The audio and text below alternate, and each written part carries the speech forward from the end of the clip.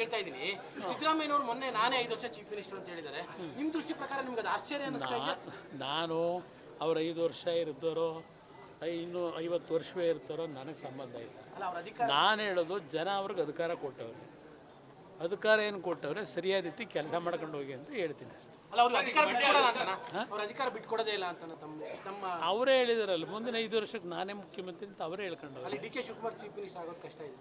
ಅದು ಅವ್ರವ್ರ ಕೂತು ತೀರ್ಮಾನ ಮಾಡಬೇಕು.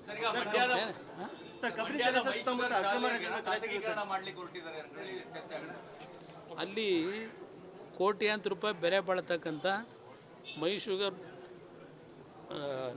ನಾಯಕತ್ವದಲ್ಲಿರ್ತಕ್ಕಂಥ ಮೈಸೂರಿಗೆ ಸೇರಿರ್ತಕ್ಕಂಥ ಭೂಮಿ, ಅಲ್ಲೇನು ಶಿಕ್ಷಣ ಕ್ಷೇತ್ರದಲ್ಲಿ ಶಾಲೆ ನಡೆಸ್ತಾ ಇದ್ದಾರೆ, ಅದನ್ನು ಯಾರೋ ಪ್ರೈವೇಟಿಗೆ ಕೂಡ ಕೊಟ್ಟವ್ರೆ ತಿರುವೇ ಪ್ರೈಸ್ಗೆ. ಕಾನೂನು ಇವರೆಲ್ಲ ಗಾಳಿಗೆ ತೂರಿ ಯಾರನ್ನು ಕೂತು ಚರ್ಚೆಗೆ ಕರೀದೆ ಅವ್ರಿಗೆ ಬೇಕಾದಂಥವ್ರಿಗೆ ಮಾರಾಟ ಮಾಡಲಿಕ್ಕೆ ಕೊಟ್ಟು ಒಂದೊಂದೇ ಈಗ ಮೈಸೂರಿನಲ್ಲಿ ಏನೇನಿದೆ ಆಸ್ತಿ ಮಾರಾಟ ಮಾಡ್ಕೊಂಡು ಹೊರಟವ್ರೆ. ಆ ಭೂಮಿ ಇವತ್ತು ಪ್ರಮುಖ ರಸ್ತೆಯಲ್ಲಿ ಇರ್ತಕ್ಕಂಥದ್ದು ಏನಿದೆ, ಅವನು ಸ್ಕೂಲಿಗೆ ನಡೆಸ್ತೀನಿ ಅಂತ ತಗೊಂಡು ಸ್ಕೂಲ್ ನಡೆಸ್ತಾನ, ಅವನು ವ್ಯವಹಾರಕ್ಕೆ ವಾಣಿಜ್ಯ ವ್ಯವಹಾರಗಳಿಗೆ ಉಪಯೋಗ ಮಾಡ್ಕೊತಾನೆ ಅಷ್ಟೇ. ಸರ್, ಪ್ರಿಯಾಂಕಾ ಖರ್ಗೆ ಅವರು ಮತ್ತೆ ಹೇಳಿದ್ದಾರೆ RSSನ ನಾವು ಅಧಿಕಾರಕ್ಕೆ ಬಂದರೆ ನಿಷೇಧ ಮಾಡ್ತೇವೆ. ಈಗ ನೋಡಿ ಬರೋದಾದ್ರೆ RSS ನಿಷೇಧ ಮಾಡ್ತಾರೋ ಇಲ್ಲ RSSನ ಮುಂದುವರಿಸ್ತಾರೋ ಅದು ಬೇರೆ ವಿಷಯ.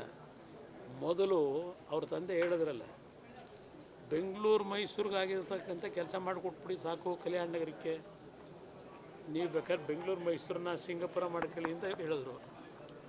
ಇವ್ರು 40 ವರ್ಷ ಇದ್ರಲ್ಲ, ಪ್ರಿಯಾಂಕಾ ಖರ್ಗೆ ಈಗ ಬಂದವ್ರು ಬಿಡಿ 50 ವರ್ಷದಿಂದ, ಇವ್ರು 40 ವರ್ಷ ಶಾಸಕರು ಮಂತ್ರಿ ಎಲ್ಲ ಇದ್ರಲ್ಲ.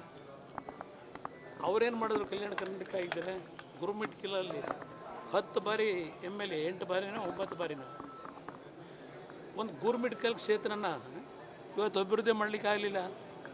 ಇವರು ನಮಗೆ ಹೇಳ್ತಾರ ಈಗ ನಿಷೇಧ ಮಾಡ್ತಕ್ಕಂಥದ್ದು ಅದೆಲ್ಲ ಅಷ್ಟು ಸುಲಭದೇನು ಕೆಲಸ ಅಲ್ಲ. ಇವರು ಕಾಂಗ್ರೆಸ್ನ ನಿಷೇಧ ಮಾಡಿಬಿಟ್ರೆ ಏನು ಮಾಡ್ತೀರಿ ಮುಂದಕ್ಕೆ ಜನ ಹೆಚ್ಚು ಕಡಿಮೆ ಆ ಪರಿಸ್ಥಿತಿಯಲ್ಲಿ ಅವರವರು ಕಾಂಗ್ರೆಸ್ನ ಜನ ಮರೀತಾ ಇದ್ದಾರೆ ದೇಶದಲ್ಲಿ.